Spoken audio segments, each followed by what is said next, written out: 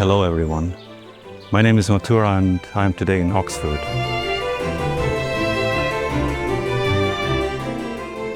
I have just concluded an interview with Sunetra Gupta, who is a professor of epidemiology at Oxford University.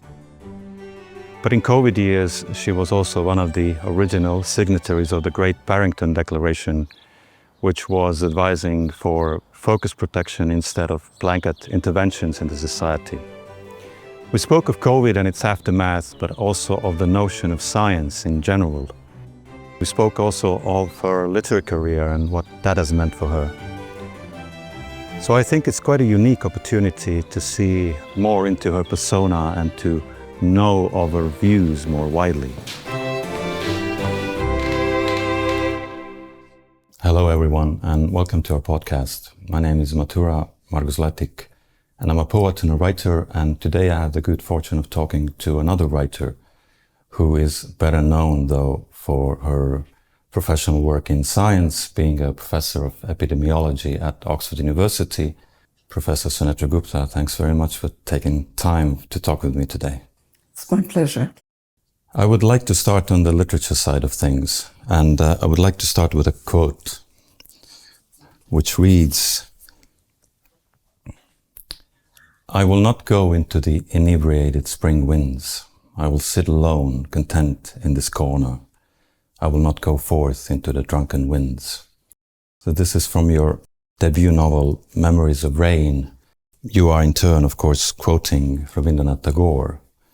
Tagore is, of course, a towering figure in Indian culture and in Bengali culture in particular. I want to ask, what was your journey to writing? I guess Tagore, or I should probably say Thakur, is somewhere in that picture. I think your youth also coincided with great Bengali filmmakers like Satyajit Ray and Hrithik Kathak. But I would think there must be also some more personal influences on that journey. So, essentially, I grew up sort of, as many Bengalis do, immersed in the poetry and particularly the songs of Rabindranath Tagore. So he is, as you say, a towering figure. And Tagore, or Thakur, as you correctly pronounce it, means Lord. So just to give you an example of just the kind of influence he had on our lives, for a very long time when I was a child, I thought he was one of the gods. And I had this picture of him sitting on a cloud writing his poems and then sort of letting them drift slowly down to earth.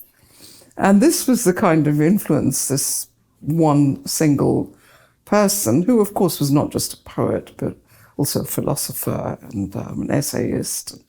Also wrote, of course, stories, novels, plays, and was a great administrator of his estate and the university he founded. So, and meaning to say that an immensely practical person, as well as this sort of romantic, modernist, humanist, a very interesting character.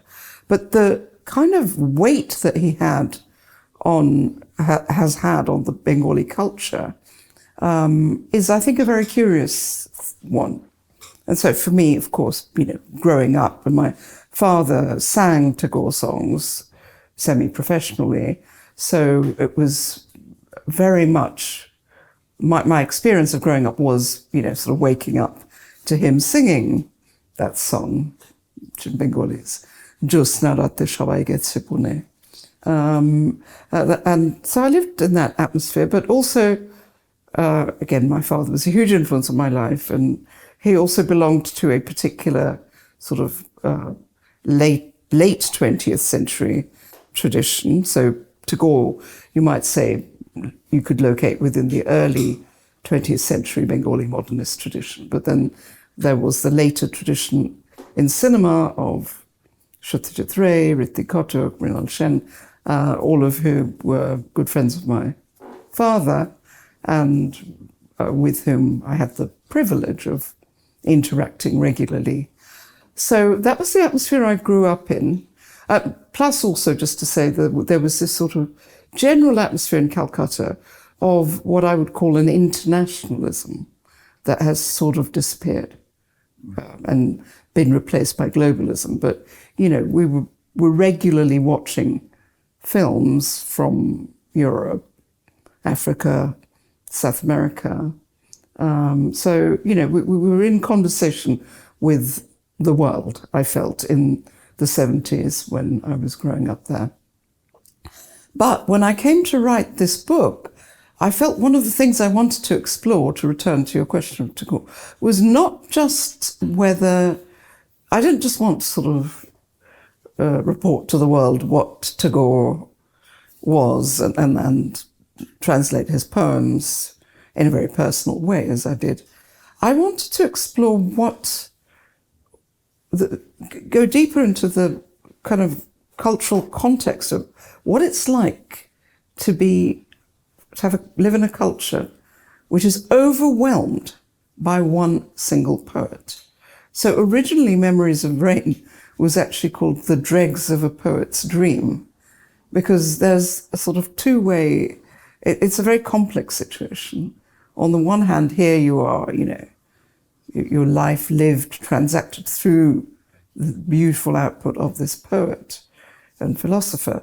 And at the same time, it's overwhelming and somewhat crippling, like maybe a dominant parent or domineering parent, or just someone with enormous strength of personality. That can be both enriching and also crippling.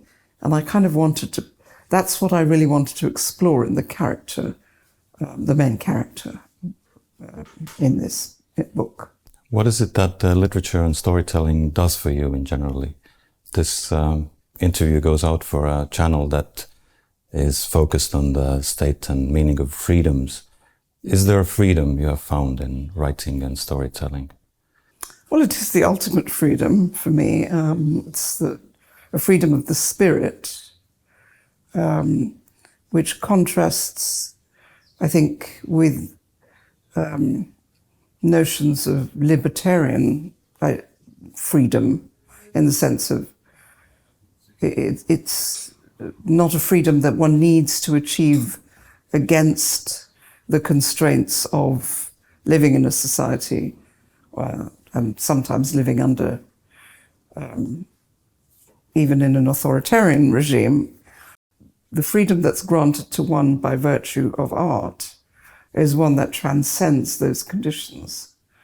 I mean, famously, Miroslav Holub, the Czech poet, remember talked about the censorship on him actually acting as a muse. He talked about the muse of censorship.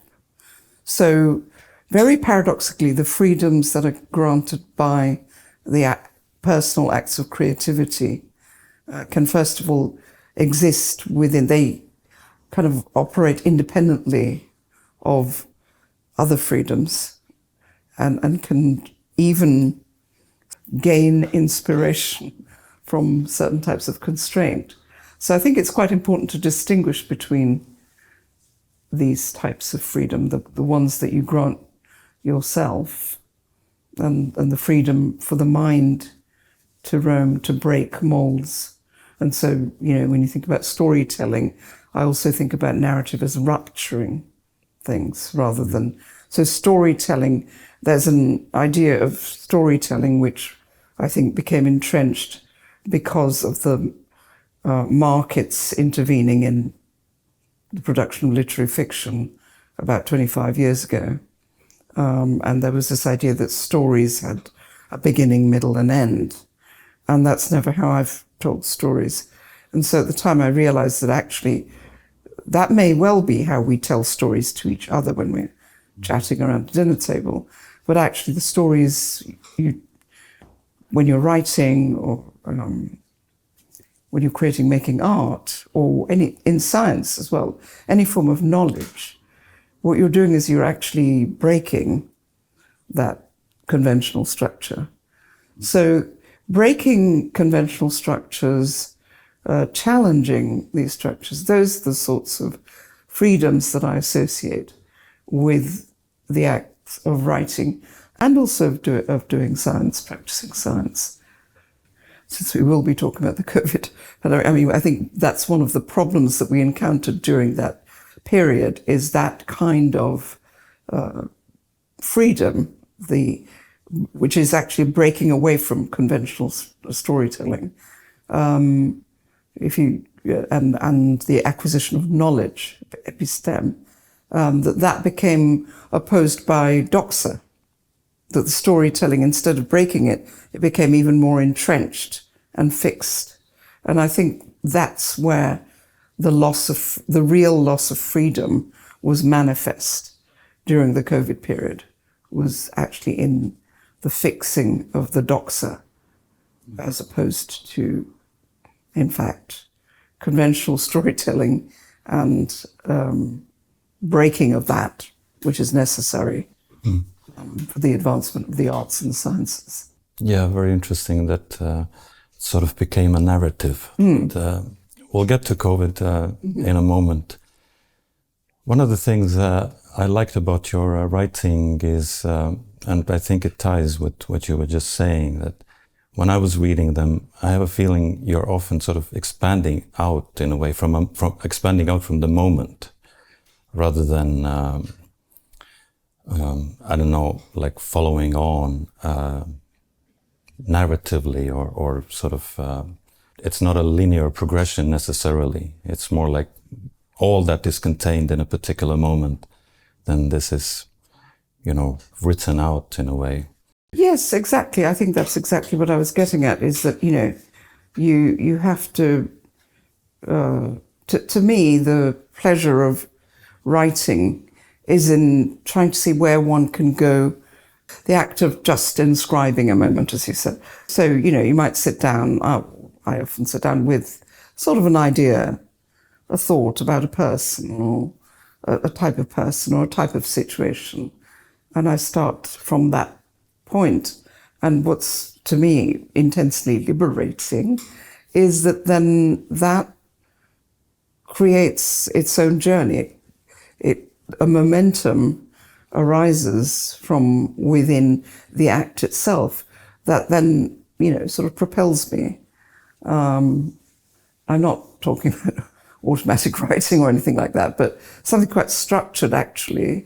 But it is propelled by, it's being made within the act of writing it. And that's what, hopefully, I'm really glad to know that's the sort of effect it's had on you anyway, in terms of reading it, because that's the only reason one would offer it to readers, is sort of, look, this is what happened when I sat down to write. Maybe by reading it, it enriches you, and you then can use it in some way in whatever you do. Well, another thing I liked about your writing was that how you portray your characters, that even when they are faced with some adversities, I had the feeling you never sort of make them victims of that. Or in several of the books, there are characters who move between different places. I mean, I think mostly Bengal and London, but yet they don't come across as some, I don't know, victims of dislocation or something like this. And you also, at least with your first book, you actually opposed these opinions or descriptions that said it's about multiculturalism or something like that. I even saw your quote on your website: "I find multiculturalism as it is currently practiced to be the product of anxiety, just like political correctness. Implicit within it is the concept that it is better to be multi rather than mono, which is the biggest lie I've ever come across." Could you elaborate? Why do you think multiculturalism is a product of anxiety? Well, I think the point there is that, first of all, you know, one wouldn't want to privilege multiculturalism over, you know, the writings of someone who's grown up in a Welsh village and, you know, never left their town. I don't think that by while of course travel broadens the mind and all experiences open you up. But the value of literature doesn't locate so easily in that way between what is produced by someone who's been sitting in one small patch of land for their whole lives, as opposed to someone who's been roaming around or happens to have, this, very rich tapestry of backgrounds and cultures that I had the privilege to have. So I think part of my reaction was because I felt that there was people were trying to sell multiculturalism. So it was a bandwagon, okay, look, here's someone from Bengal. This is what, there was this sort of sense of, there's always, that the market always reaches, I feel, towards some form of, they're trying to make it a moral mission. So there was a sort of moral mission of, we should be reading things from the global south. Which in its worst form is a form of Orientalism or straightforward selling of exotica. And there was a lot of that going on in the 90s when I was writing. So I wanted to distance myself from that. And I think there are a lot of writers who do make that point about, place itself does not mean anything as such, even though, obviously, I gain a lot from, I'm very sensitive to place. I like, I'm interested in interior decoration, I'm interested in the arts, I'm interested in beautiful landscapes. But in terms of why we write, I think we write almost to transcend place. And that there is a very beautiful quote at one point started collecting quotes about that basically spoke to that particular idea that what we write actually transcends place.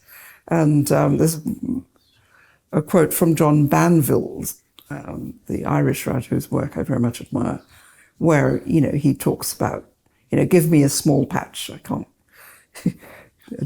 say it off by heart, but give me a small patch of tarmac somewhere, and you could make poetry out of that small patch of tarmac. You don't have to go and gaze upon some fantastic mountain or have made a journey through Cuba by foot or something. You don't have to.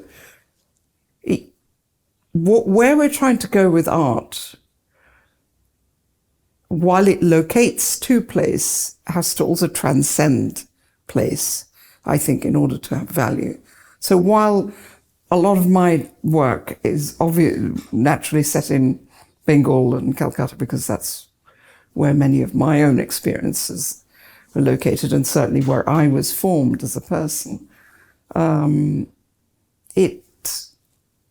I'd like to think that what I write about is I'm not really writing about Calcutta. I'm not a cultural historian. I'm an artist, and I work with what materials I have to hand. So if someone has, I found it very problematic in the 90s that people were dismissing the work of someone who didn't have Calcutta to add to part of the mix. So I think that's part of my indignation in that quote, is to, let's not privilege multiculturalism.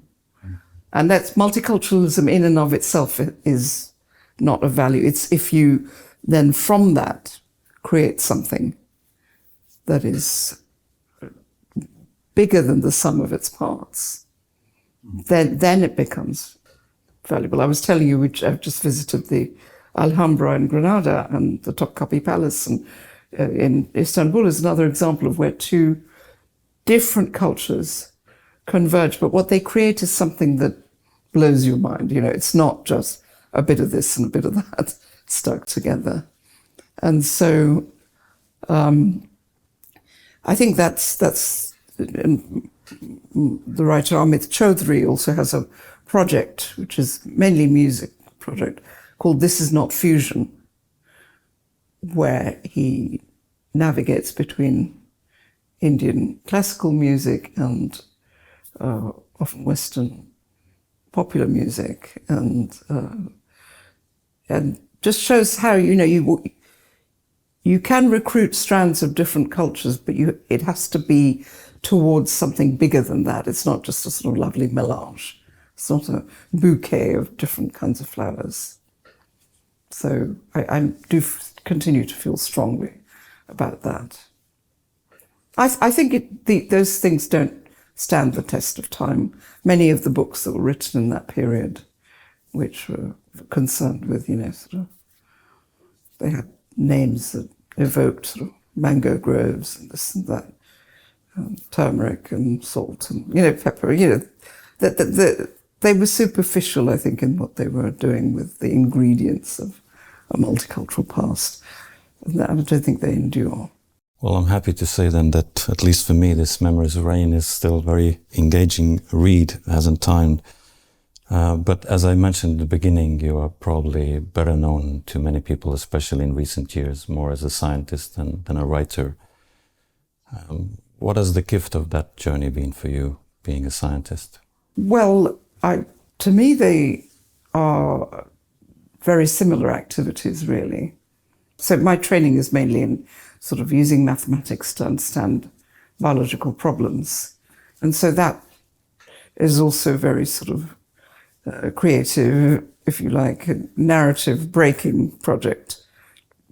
So, you know, for example, right now I'm making a vaccine against flu that will protect against all strains of flu, which is a very practical thing to be doing. But that idea for that actually came out of a mathematical model that describes or tries to explain the evolution of the influenza virus. So there are lots of unanswered questions about how the virus population evolves. I mean, everyone knows that the virus changes, and that's why you have to keep updating the vaccine. But there wasn't really a coherent theoretical framework for understanding that process. Virus population regularly changes to a new outfit, then it changes to another outfit, then it changes to another. So it keeps changing in a linear, and it progresses in a linear way. We came and challenged it by saying, no, it's completely non-linear. It actually moves around in a completely non-linear way within that space. That process of coming up with a new narrative for flu is not dissimilar to writing a novel, and also gives me the same pleasure.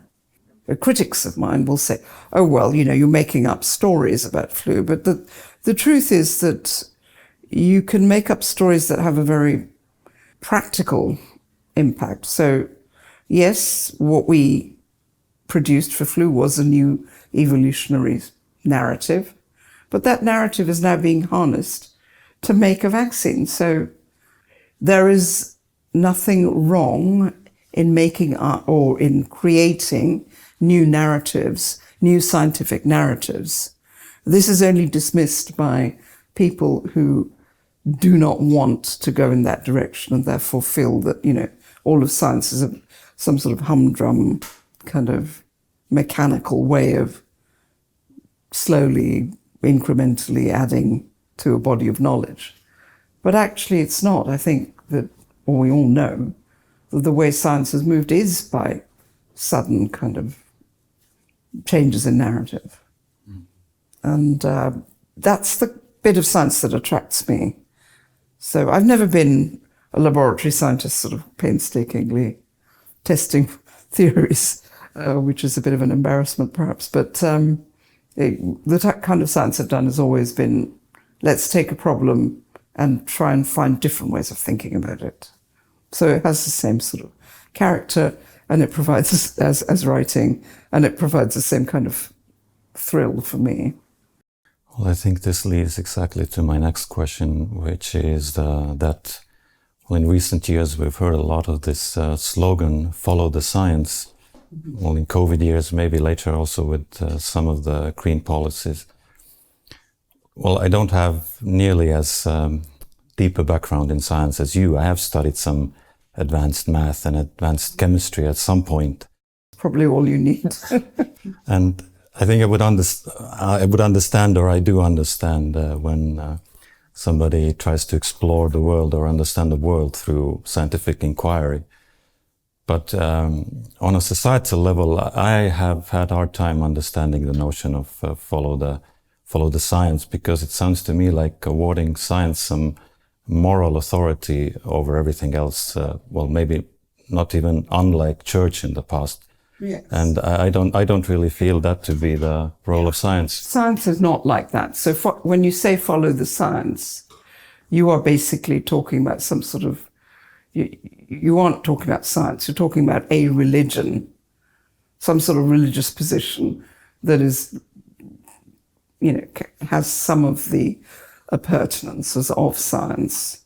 And the language of those religious positions is religious. So, with regard to climate change, for example, I remember about 15 years ago, suddenly hearing the term climate change denier, or climate change, or what is the word? Sorry. Denier. Is it just denier? Yeah. Climate denier. Climate change denier.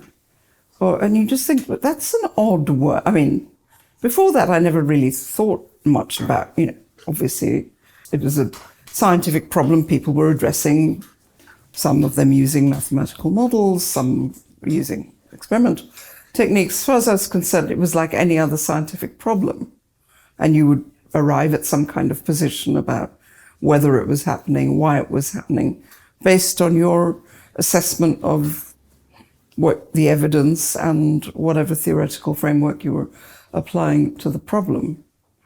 So why would you then start to use that kind of vocabulary of denial?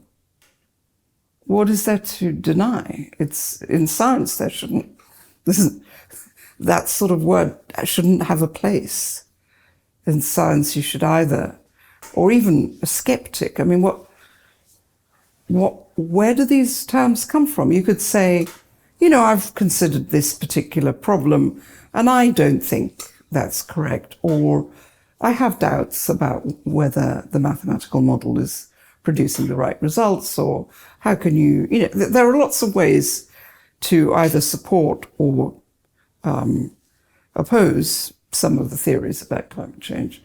I mean, they are all theories and they need to be assessed on those terms. So I find the language of, this denial, lockdown, skeptic, the climate change denier, that those are terms that are used within the context of faith, really, which is not what science is about. Yeah, isn't it even in the term research that you're kind of examining it again? Yeah. Well, in my country, in COVID time, 12-year-olds were banned from going to an ice rink outside to skate unless they were vaccinated against COVID, or to going to swimming pool, or I think in some other countries there were limitations how much one could go outside, maybe once a day to exercise or something like that. Was there any science behind that? The first level is whether it was logical. And to my mind, it was not, and I think there's plenty of evidence now to support that. You could say at the time maybe we didn't know. But the fundamental question is, do any of these practices prevent the spread of the virus? So that's the fundamental kind of premise, that some of these things you're doing is going to have a material effect on the spread of the virus. And that was something that I said right at the outset was not, you couldn't take on faith, because although you can write down a set of equations where you say, if you don't go swimming, you will halve the chances of getting the virus yourself. That may even be true. It may be, and it is certainly true that if you don't go out at all, you, at an individual level, you are reducing your risk. But the spread of the virus in a population is a different thing. It's a more complex, multifactorial thing. So that is not affected in a very direct, simple way, as people assumed.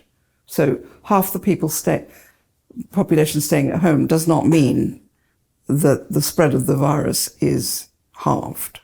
So that's a very simplistic assumption that was built into many of the mathematical models, which I think is incorrect. And indeed, we have seen now that it is not linear, because you have to accept that if everybody stayed at home, if nobody contacted anybody at all, then it wouldn't spread.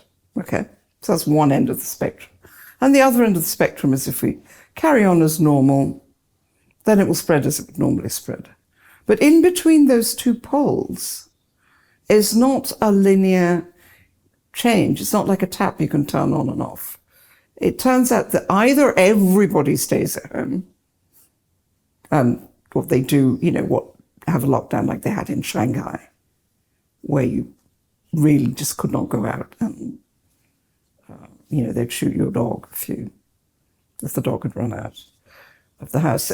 You either have something like that, or if you don't have that, then the virus will spread more or less. It could be. It's very hard to slow down the spread of a virus that has just arrived, because it has a lot of people that it can infect. So it has a big non-immune population that it can affect. So it's got a huge amount of potential energy. So it's very hard to contain it.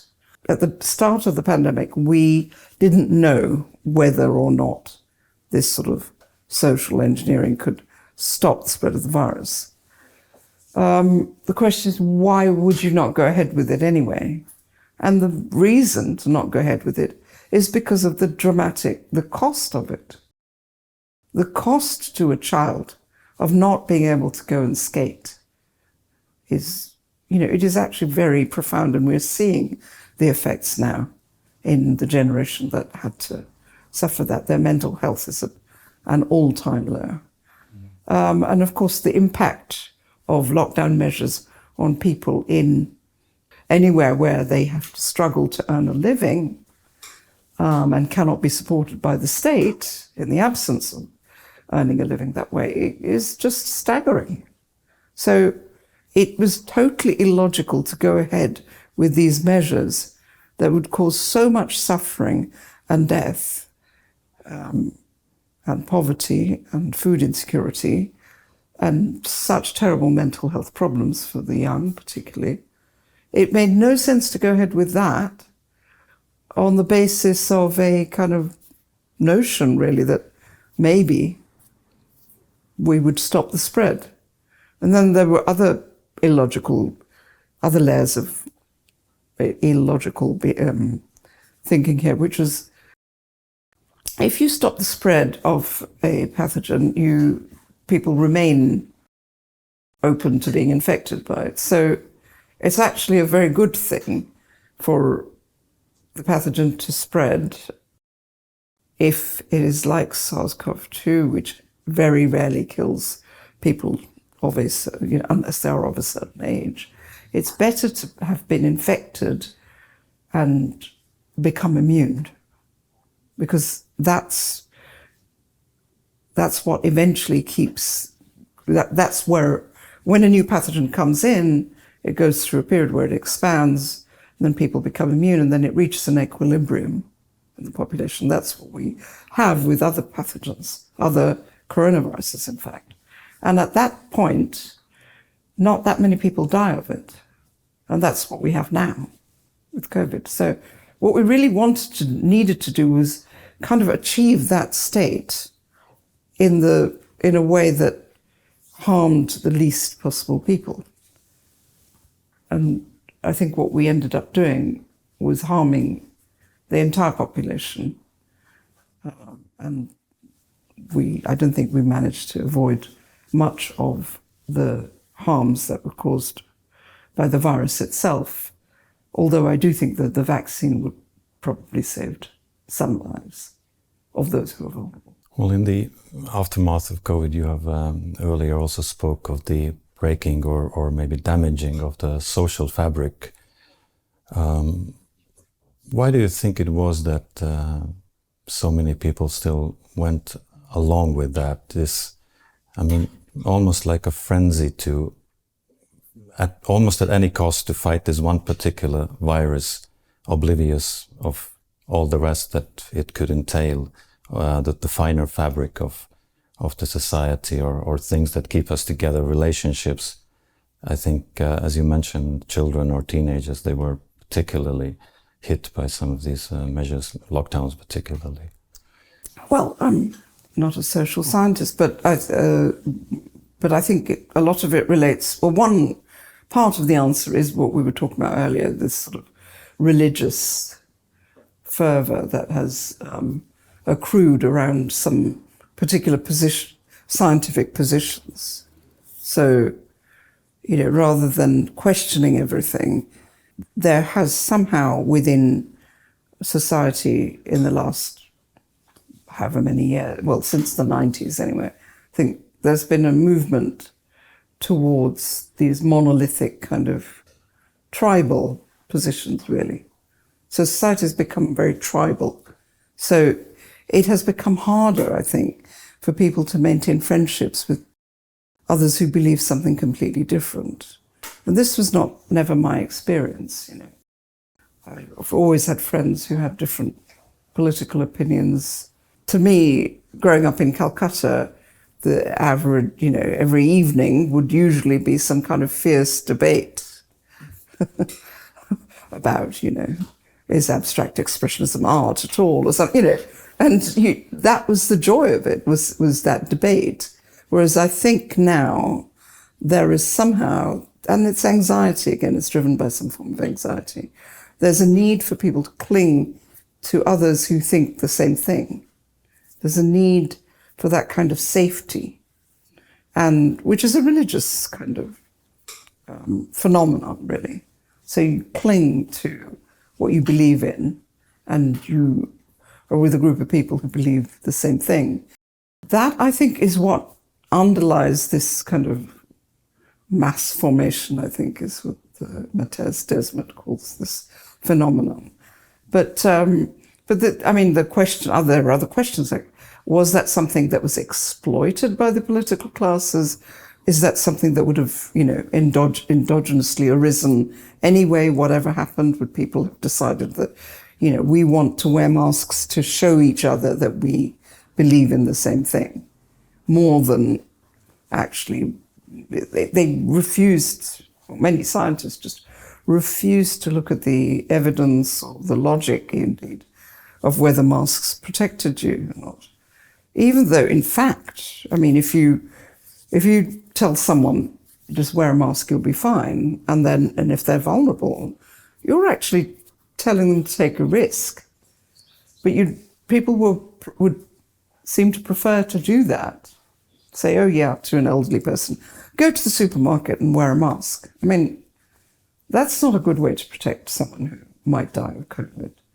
But it's that sort of religious sentiment that, no, this is what's going to work, and we have to pull together. You could also ask the question, why has that happened? And to me, I think it's a consumer-driven society is bound to neoliberal capitalism. I think inevitably leads to this kind of fragmentation, because everything becomes variety. it works against variety. It works against, if people are spending their lives trying to figure out how to survive, how to, for example, in an academic environment.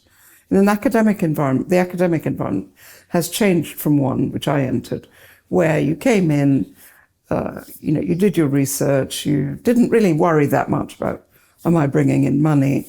Does the university need me to teach a lot of courses online so that we can survive? We didn't have those concerns.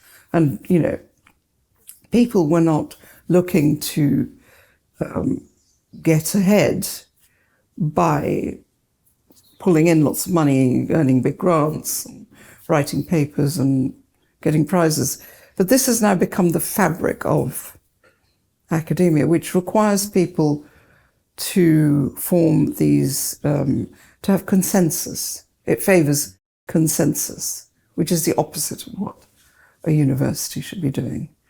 So I think there are a lot of different factors, but I think the loss of critical thinking, the loss of an artistic sensibility, the favouring of simple, marketable commodities like multiculturalism, I think feeds into a mindset that embraces these simple kind of religious act of, let's all believe in this.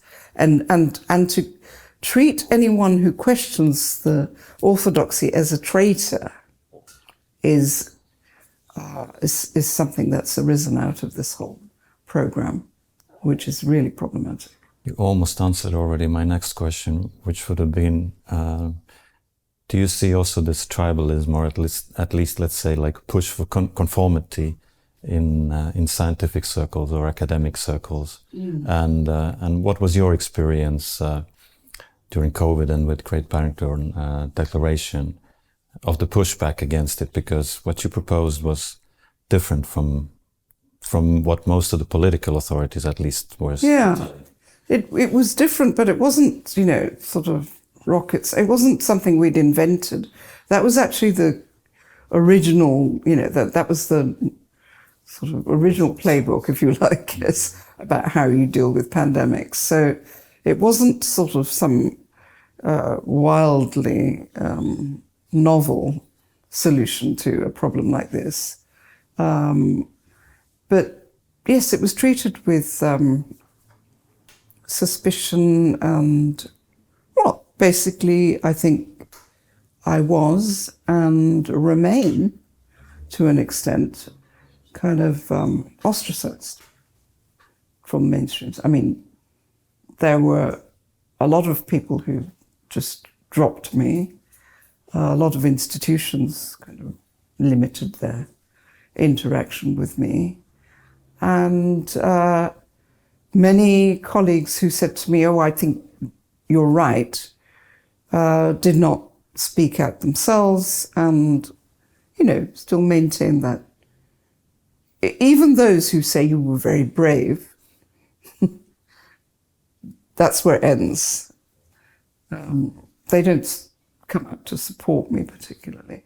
There are people who did support me. I think my head of department at the time, was a good friend, he was really supportive. Whether or not he actually held the same view, maybe we partly agreed on some things, maybe not, that was irrelevant. So I would say that overall, the university did manage to protect me from what was really quite a serious onslaught and a serious assault, and also on my character, and very difficult for my family. But the press just went for us. Obviously, the political machinery went for us. And many of my colleagues were happy to join in, to take their side. Partly, of course, I guess they couldn't see. They did think I'd gone mad or something. But I didn't understand, because, again, to me, it was just like this. I think this is wrong, because I think we're going to kill a lot of people. if we advocate lockdowns, particularly in the global south. And we're going to damage a lot of young people's lives and the lives of the poor also in the global north. But, and all for, I think, a purpose that is highly questionable, like whether one can stop the spread of COVID, and to what end? Or what would we achieve by stopping the spread? The media were very active in condemning what we did in those terms, like sort of religious terms. We were denying, again, we were denying COVID, which made no sense. No one was denying that there was a pandemic, that there was a new virus that was spreading globally. No one was denying that that virus could have a bad effect on a certain group of people, the elderly, frail elderly, and also people with certain comorbidities like diabetes. But these were kind of clear categories, and so one solution, which seemed to be, if you like, robust to the uncertainty of what lockdowns could achieve in terms of blocking the spread, was, instead of trying to block the spread, to just shelter those who were likely to be at risk of death or even severe disease, to reduce their risk, which we know we can do. So as I said before, if you stay at home and get your groceries delivered, you are reducing your risk. So if the state can support you to do that, if you are vulnerable, that sounds like a very good option, particularly given the uncertainty of whether lockdowns can stop the spread at all or not. But the most important issue here is that lockdowns themselves cause so much harm, and that the spread of infection in the population, which really basically correlates with spread of immunity, actually takes the population to a point where they are going to be protected against the ravages of infection. And, so the logical thing to do was to allow us to reach an equilibrium with the disease, which, as we have with other viruses and other pathogens, and during that process to try and protect those who might be at risk of severe disease and death. That would have, I think, been the humane solution. But when we proposed this, this became sort of the heresy. Well, everything has to belong in some tribe. Yes, exactly. What was the hardest part of that experience for you, or what helped you? The hardest part of that experience was the effect it had on my daughters, who were in their early 20s and had to face, their friends were saying, well, what's happening to your mother? Why is she saying these things? And it was very difficult for them to defend that. And my younger daughter at the time was doing a PhD, and some of the people in the institute that she worked in were posting on what was then Twitter some really quite unpleasant things about me. So I think the way the social media, the academics behaved on social media, in particular over that period, was appalling. There was no correction there. I mean, I think it's astonishing to me that that was tolerated.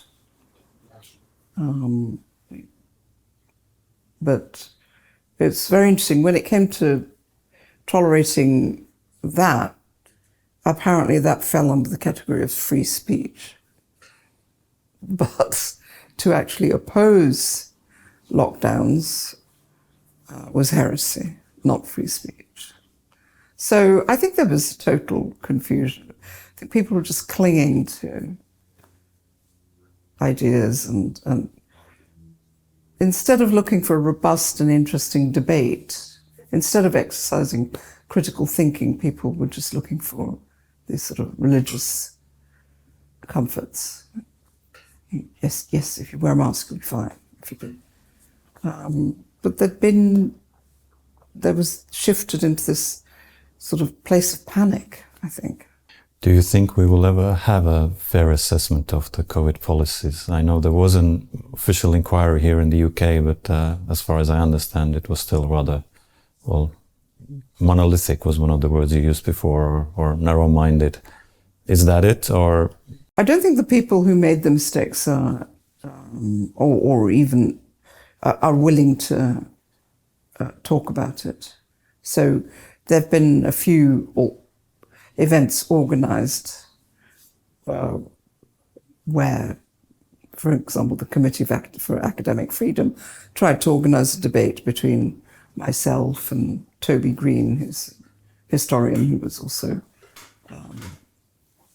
very much against lockdowns, particularly in the Global South, and those who were pro-lock. I mean, because we all believe that the way forward now is to have some interesting debates. I mean, no one was correct, if that's even a relevant word, about everything. There could be interesting debates about what might have been done and, you know, what could... There are lots of ways to have a discussion which would advance our understanding without people having to say, oh, we were just wrong. But the people who supported lockdowns will not engage with that. So what I think is the people who advocated lockdowns will not at this point say that was wrong. They will say they have to admit that it caused a lot of harm, because that's not something you can argue with. But they will say they were necessary, and indeed that they should have been put in place even earlier, which I think is scientifically flawed. I think that we just have to wait for our generation to go. And I just hope that the next generation will be able to look back and assess what happened in a more dispassionate and humanist and critically, apply critical thinking to what happened. And so in order to do that, all we can do is hopefully leave behind some record of what the alternatives might have been. I mean, I don't understand, why didn't people wake up and think, what's happening to that little child sitting in a council flat who, gets their only meal at a school, if they get to go to school? If they're not going to school, what's going to happen to that kid? If they can't go and play on the playground, what's going to happen to that child? I don't know why people didn't think more broadly. But I have hope in the next generation that they will, and the harms of lockdown are so palpable, I don't think that's going to be something that can be brushed under the carpet. But what they're clinging to now is this idea that they were absolutely essential, which I think is unfortunate, and I hope that in the future people will really reconsider that. But it's not going to happen now. I mean, the people, they're not going to say, oh yeah, we were wrong. Well, my last question, we have touched upon many interesting and I think important keywords, sort of narrative-driven approaches or societies, and also you mentioned briefly the role of social media in the COVID years, but probably applies also more generally, or the tribalism in the politics or in the society. You said you are optimistic, or an optimistic person by nature. Do you have any advice or, vision, how to move forward, how to, again, overcome, at least to some degree, this sort of everybody in their own corner, this tribalist attitude, or maybe what are the lessons we should actually be learning from these last years? Well, my optimism comes from really my observation of how the younger generation. My daughters are now in their late 20s, and my students are in their are much younger now. But that I find great cause for optimism in just seeing how they actually approach life, behave towards each other, the spirit of community that is in those young people, and their interest in leading a life, that their recognition of a sensible social contract being the ingredient or the framework that supports the pursuit of enriching activities, art, acquisition of any kind of knowledge, sport, well, you know, whatever they want to do. I feel hopeful about that generation. And so that's, I mean, in terms of advice, it's sort of like, you know, I was saying to a student the other day, the Dr. Seuss book, The Lorax, where someone hands, you know, the devastated landscape, they hand them a seed and they say, it's up to you now, here's the last seed of the truffula tree. And so, you know, here's the seed, it's for you guys. I feel, you know, I'm 61 years old now, so, you know, I want to, I'd like to think you could say, here is the seed. It's still there, it will still grow. And honestly, this whole generation of people who have created this mess will be gone. So within my optimism, there is a sort of very dark kind of Hindu creation, destruction kind of myth underlying it, probably. We have failed. Yeah, well, this reminds me of an anecdote when two people are conversing and one is very worried what the future will bring, and the other answers that, well, I think it will bring flowers. And the other is very surprised, the first is very surprised and asks, well, why do you think that? And the other says, well, because I'm planting them.